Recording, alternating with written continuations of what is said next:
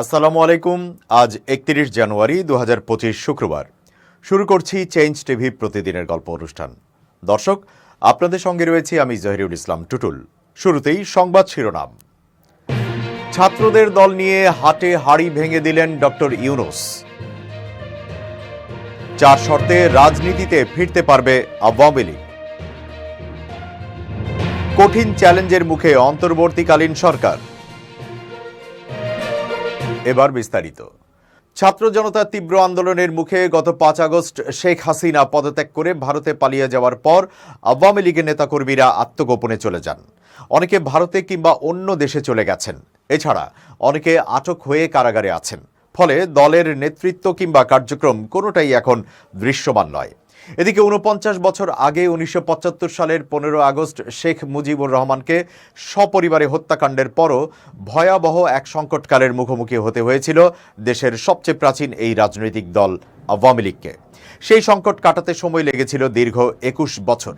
জুলাই এবং আগস্টে গণহত্যার সঙ্গে সরাসরি জড়িয়ে পড়া আওয়ামী লীগ এবার ফিরতে কত সময় লাগবে, এই প্রশ্ন ঘুরপাক খাচ্ছে জনমনে।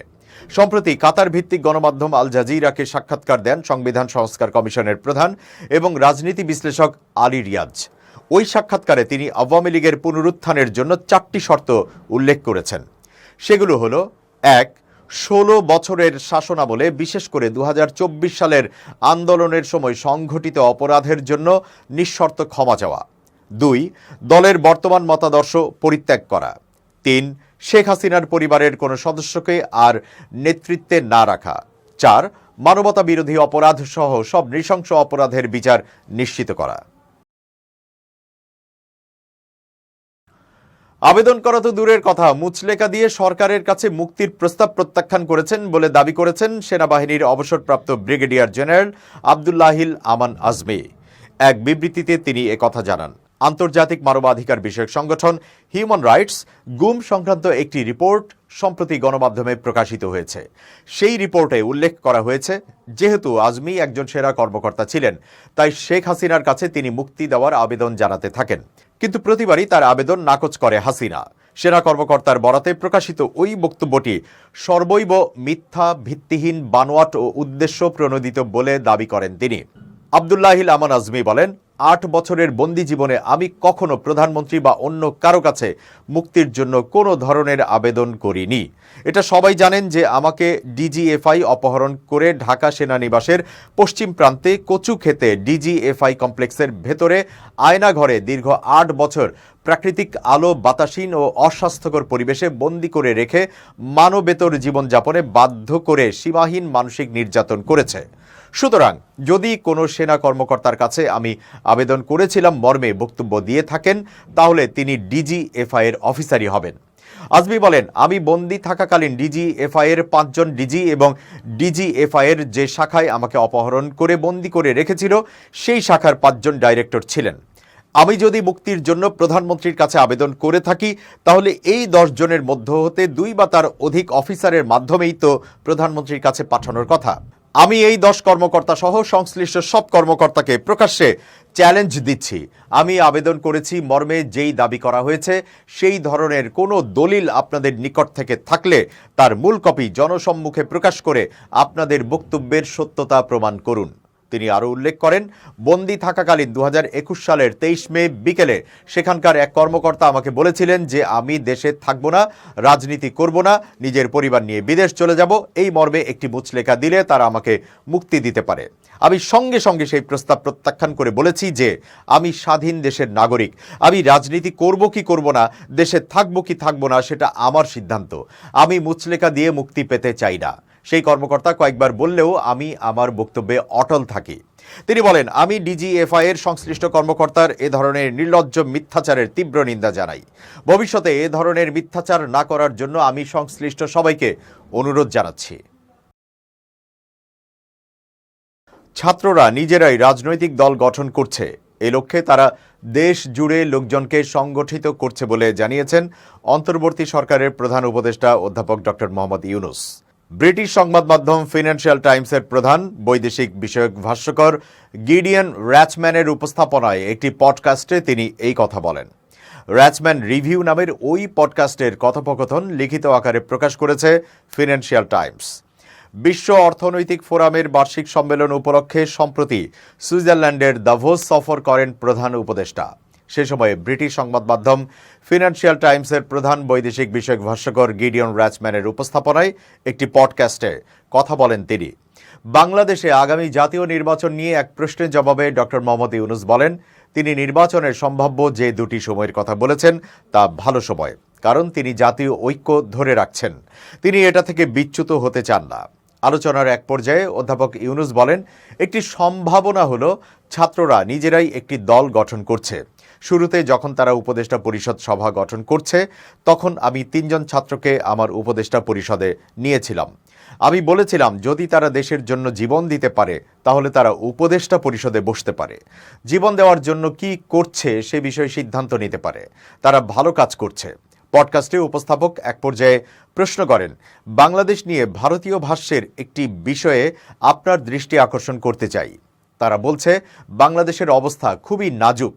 অধ্যাপক ইউনূস হয়তো নাও ঠিক থাকতে পারেন, কিন্তু সেখানে ইসলামিস্টরা রয়েছেন যারা দেশের নিয়ন্ত্রণ নিতে চাচ্ছে। এই বিষয়ে আপনি কি বলবেন? তখন অধ্যাপক মোহাম্মদ ইউনূস বলেন, আমরা এমন লক্ষণ দেখি না, অন্তত আমি এখন কোনো লক্ষণ দেখি না। তরুণরা সত্যি প্রতিশ্রুতিবদ্ধ।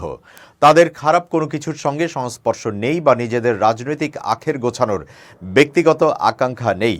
তারা এই পরিস্থিতিতে রাজনৈতিক দল গঠন করছে বা রাজনীতিতে যুক্ত হচ্ছে। এটা দরকার, কারণ রক্তের বিনিময়ে অর্জন তাদের রক্ষা করতে হবে। অন্যথায় সেগুলো সেই সব ব্যক্তি নিয়ে যাবে যারা বিগত প্রশাসন ও অন্যান্যের মতো সবকিছুর পুনরাবৃত্তি করার সুযোগ খুঁজছে। এটাই বাংলাদেশে আমাদের রাজনৈতিক পরিবেশ। সুতরাং তারা এটা রক্ষা করার চেষ্টা করছে। তাই আমি বলবো, ছাত্রদের স্বচ্ছ অভিপ্রায় থাকবে। সবার দৃষ্টি নতুন দলে, এটি দৈনিক যুগান্তরের প্রধান শিরোনাম। খবরে বলা হয়, জুলাই গণ অভ্যুত্থানে নেতৃত্ব দেওয়া বৈষম্য বিরোধী ছাত্র আন্দোলনের পক্ষ থেকে শিগগির নতুন রাজনৈতিক দল আত্মপ্রকাশ হতে যাচ্ছে। এই দল গঠনকে কেন্দ্র করে রাজনীতির মাঠে সরগরম হয়ে উঠছে। বিভিন্ন শ্রেণী পেশার মানুষ সহ সবার মধ্যে এ নিয়ে আগ্রহের কমতি নেই। 15 ফেব্রুয়ারির মধ্যে নতুন এই দলটি আত্মপ্রকাশ হতে যাচ্ছে। বলা হচ্ছে, সম্পূর্ণ ব্যতিক্রমধর্মী জনপ্রত্যাশা পূরণের প্রতিশ্রুতি নিয়ে আসছে জাতীয় নাগরিক কমিটির এই রাজনৈতিক দল, যার গঠনতন্ত্র ও নির্বাচনী ইশতেহারেও থাকবে বৈচিত্র্য। আগামী জাতীয় নির্বাচনে 300 আসনে প্রার্থী দেওয়া হবে। প্রয়োজনে তারা নির্বাচনী জোটও করতে পারে। এই অবস্থায় সবার দৃষ্টি এখন নতুন এই দলের দিকে। অভ্যুত্থানের 1 মাস পর সেপ্টেম্বরে আন্দোলনের নেতৃত্ব দেওয়া নেতাদের নিয়ে নতুন বাংলাদেশ গড়ে তোলার কথা বলে আত্মপ্রকাশ করে জাতীয় নাগরিক কমিটি।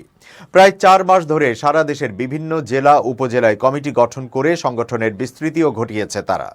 উদ্যোক্তাদের পক্ষ থেকে বলা হচ্ছে, তৃণমূলে সাংগঠনিক কাঠামো তৈরি হলে দলও দাঁড়িয়ে যাবে। গত কয়েকদিন থেকে জাতীয় নাগরিক কমিটির পক্ষ থেকে দল গঠনের সর্বশেষ প্রস্তুতি সম্পর্কে জানান দেওয়া হচ্ছে। আগামী ডিসেম্বরের মধ্যে জাতীয় নির্বাচনের সম্ভাব্যতা মাথায় রেখে দ্রুত দল গঠনের প্রক্রিয়া শেষ করতে চায় নেপথ্যের কারিগররা। রাজনৈতিক বিশ্লেষকদের মতে, বিএনপি, জামায়াত ইসলামী সহ বিভিন্ন রাজনৈতিক দল, সামাজিক, সাংস্কৃতিক এবং পেশাজীবী সংগঠনের মানুষেরও দৃষ্টি এই দলের দিকে। যদিও বাংলাদেশের বাস্তবতায় গত প্রায় 4 দশকে আওয়ামী লীগ, বিএনপির মতো সারা দেশে বিস্তৃত বড় কোনো রাজনৈতিক দল তৈরি হয়নি। বিভিন্ন সময় বেশ কয়েকটি রাজনৈতিক দল গঠিত হলেও সেগুলো আওয়ামী লীগ, বিএনপির মতো বড় দলে রূপান্তরিত হতে পারেনি। এছাড়া বাম, ডান, জাতীয়তাবাদী থেকে শুরু করে ইসলামপন্থী আদর্শের রাজনীতিও আগে থেকেই উপস্থিত আছে দেশটিতে। ফলে ছাত্রদের নতুন দল নিয়ে এখন সর্বত্র চুলচেরা বিশ্লেষণ চলছে।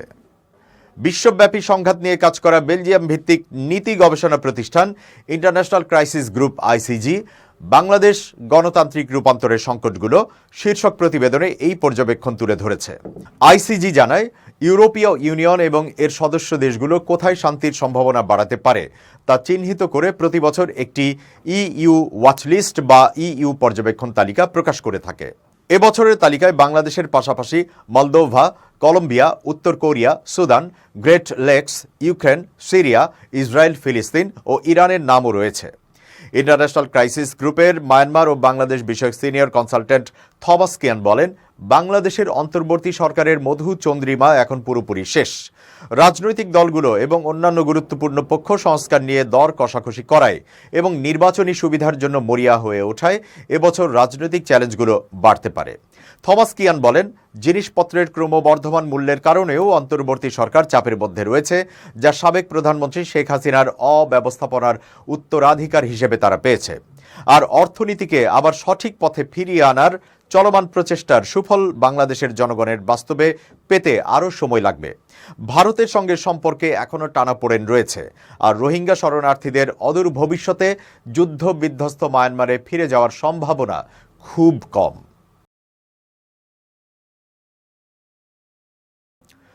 ধর্ম উপদেষ্টার কর্মসূচির মিডিয়া কভারেজে নারী সাংবাদিক প্রবেশে বাধা, সামাজিক যোগাযোগ মাধ্যমে প্রচারিত এই অভিযোগের একটি ব্যাখ্যা দিয়েছে ধর্ম মন্ত্রণালয়।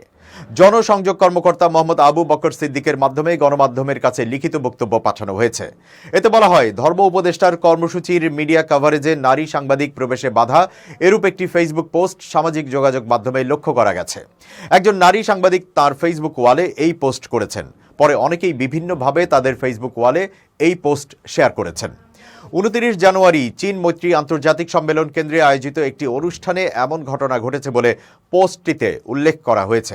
এই অনুষ্ঠানের আয়োজক ছিল কওমি উদ্যোক্তা নামের একটি সংগঠন। এই অনুষ্ঠানে ধর্ম উপদেষ্টা আ.ফ.ম. খালিদ হোসেন প্রধান অতিথি হিসেবে আমন্ত্রিত হয়ে অংশগ্রহণ করেন। তিনি এই অনুষ্ঠানে প্রায় 45 মিনিট অবস্থান করেন এবং সেখানে বক্তব্য দেন। সেখানে অবস্থানকালে এই অনুষ্ঠানে নারী সাংবাদিকের প্রবেশে বাধা দেওয়ার বিষয়ে তিনি অবহিত ছিলেন না এবং কোনো সাংবাদিকও তাকে এই বিষয়ে কোনো অভিযোগ করেননি। সেখানে থাকা অবস্থায় এরূপ ঘটনার বিষয়ে অবহিত হলে তিনি অবশ্যই নারী সাংবাদিকের সেখানে পেশাগত দায়িত্ব পালনে প্রয়োজনীয় ব্যবস্থা গ্রহণ করতেন। লিখিত বক্তব্যে বলা হয়, কওমি উদ্যোক্তা সম্মেলনে এরূপ কোনো ঘটনা ঘটে থাকলে সেটি অবশ্যই নিন্দনীয়। তবে এরূপ ঘটনার জন্য অনুষ্ঠানে আমন্ত্রিত অতিথিকে দায়ী করাটা কোনোভাবেই যুক্তিসঙ্গত ও গ্রহণযোগ্য নয়। এরূপ পোস্ট নিছক উদ্দেশ্য প্রণোদিত।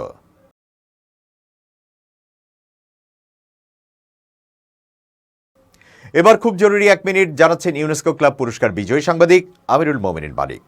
খুব জরুরি 1 মিনিটে প্রত্যেককে আমন্ত্রণ। প্রিয় বন্ধুরা, এই সময়ে প্রযুক্তির ছোটখাটো জ্ঞান রাখা অত্যন্ত জরুরি বিষয়। আপনার কাছে থাকা প্রাযুক্তিক অনুষঙ্গগুলো হচ্ছে এই ধরুন একটা মোবাইল ফোন, ল্যাপটপ বা অন্য আরও প্রয়োজনীয় বিষয়াদি। এগুলো সম্পর্কেই আপনি যদি একটু চেষ্টা করেন তাহলে আপডেট তথ্য পেয়ে যাবেন ইন্টারনেট থেকে। কারণ আজকে যে তথ্যটি জানলেন প্রযুক্তি সম্পর্কে, কাল সেটা বাসি হয়ে যাচ্ছে। সুতরাং প্রতিনিয়ত আপডেট যদি না থাকতে পারেন তাহলে প্রযুক্তির জ্ঞানের ঘাটতি দেখা দেবে এবং আপনার হাতে থাকা ছোট ছোট প্রাযুক্তিক বিষয়গুলো ব্যবহারের ক্ষেত্রেও আপনি বিপত্তির মধ্যে পড়বেন। সুতরাং একটু সচেতন হন, আপডেট থাকুন এবং ছোটখাটো একজন প্রাযুক্তিক বিশারদ হয়ে উঠুন। ভালো থাকবেন, সবার জন্যে শুভেচ্ছা নিরন্তর। দর্শক, এবার দেশের বাইরের প্রসঙ্গ। ইসলামিক রেভলিউশনারি গার্ডস কর্পসের commander major general Hossein Salami বুধবার তেহরানে এক কনফারেন্সে কৃত্রিম বুদ্ধিমত্তা এআই সামরিক কাজে ব্যবহারের পরিকল্পনা প্রকাশ করেছেন। তিনি বলেন, আইআরজিসি নৌবাহিনী এবং আকাশ প্রতিরক্ষা ব্যবস্থায় এআই প্রযুক্তি ব্যবহার করবে। সালামি জানান, এআই এর মাধ্যমে আইআরজিসি নৌবাহিনী শত্রু নৌযান শনাক্ত করতে এবং লক্ষ্যবস্তুতে আঘাত করতে সক্ষম হবে, এমনকি শত্রু তার ট্রান্সপন্ডার বন্ধ করলেও বা অবস্থান পরিবর্তন করলেও। তিনি বলেন, এআই শত্রু নৌযানগুলির কেন্দ্রবিন্দুতে আঘাত হানতে সাহায্য করবে, যা ড্রোন আক্রমণের ফলে বড় শত্রু নৌযানকেও ক্ষতি না করার সম্ভাবনা কাটিয়ে উঠবে। আইআরজিসি কমান্ডার আরও বলেন, এআই শত্রু লক্ষ্যবস্তু থেকে সঠিক এবং দ্রুত সিদ্ধান্ত নিতে সক্ষম, যা মানবিক ত্রুটি কমাতে সাহায্য করবে। এছাড়া এআই এর ব্যবহার অন্যান্য গুরুত্বপূর্ণ ক্ষেত্রেও, যেমন পরিবহন, স্বাস্থ্যসেবা এবং বেসামরিক বিমান চলাচলে খুবই কার্যকরী প্রমাণিত হবে। সাম্প্রতিক পার্সিয়ান উপসাগরে এক সামরিক মহড়ায় আইআরজিসি নৌবাহিনীর ড্রোনগুলো এআই সক্ষম ক্ষেপণাস্ত্র উৎক্ষেপণ করেছে। আইআরজিসি তার মোহাজের 6 এবং আবাবিল 5 ড্রোনগুলোকে কায়েম এবং আলমাস ক্ষেপণাস্ত্রের একটি নতুন সংস্করণ দিয়ে সজ্জিত করেছে, যা এআই প্রযুক্তি দ্বারা লক্ষ্যবস্তুতে আঘাত হানতে সক্ষম। বর্তমানে ইরান ইসরায়েলের অস্তিত্বকে চ্যালেঞ্জ করে এবং ইসরায়েল ইরানের পারমাণবিক কার্যক্রমকে হুমকি হিসেবে বিবেচনা করে। এই পরিস্থিতিতে মার্কিন প্রেসিডেন্ট ডোনাল্ড ট্রাম্পের ভূমিকা গুরুত্বপূর্ণ হয়ে উঠেছে। তিনি সম্প্রতি ইরানের পারমাণবিক সংকট সমাধানে ইসরায়েলি সামরিক হস্তক্ষেপের প্রয়োজনীয়তা কমানোর আশা প্রকাশ করেছেন। দর্শক, শেষ করছি প্রতিদিনের গল্পের আজকের গল্প। changetv.press বাংলাদেশের ইউটিউব জার্নালিজমের অগ্রদূত। ভিজিট করুন এর ওয়েবসাইট www.changetv.press, youtube.com/changetvpress এবং সাবস্ক্রাইব করুন চ্যানেলটি। নিয়মিত লাইক, কমেন্ট ও শেয়ার করে আপডেট রাখুন নিজেকে। ভালো থাকুন, নিরাপদে থাকুন, শুভেচ্ছা নিরন্তর। changetv.press, এক ফোঁটা হলুদও নেই।